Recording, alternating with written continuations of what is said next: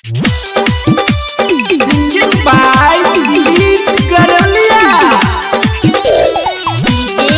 अहाँ सब सुन रहल छी सम्मा रिकॉर्डिंग स्टूडियो के शानदार प्रस्तुति।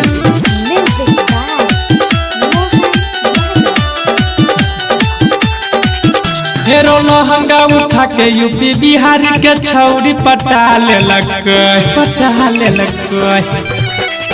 हेरो लहंगा उठा के यूपी बिहार के छौरी पटा लेलक। अपन ढोरही देखा के हेरो भाई झगड़ा करा देलक। अपन ढोरही देखा के हेरो भाई लफड़ा फंसा देलक। लहंगा उठा के यूपी बिहार के छौरी पटा लेलक। अपन ढोरही देखा के हेरो भाई झगड़ा फंसा लेलक। अपन ढोरही देखा के हेरो भाई लफड़ा फंसा देलक।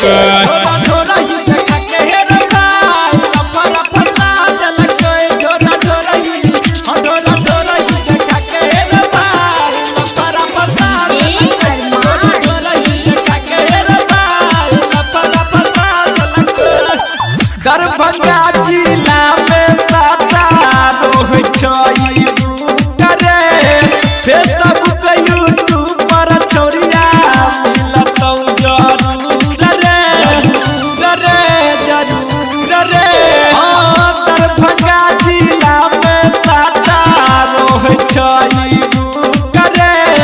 फेसबुक यूट्यूब पर छोरिया मिलतौ जरूर रे।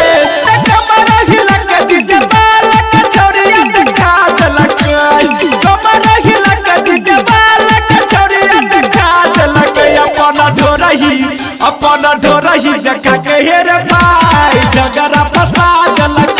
अपन ढोरही देखा के हेरे भाई लफड़ा फंसा देलक। ढोरही देखा के हेरे भाई लफड़ा फंसा देलक। ढोरही देखा के हेरे भाई झगड़ा फंसा देलक। म्यूजिक बाय अरमान राज। नमरी मन सहुआ मीता छूट देलक खूब रे।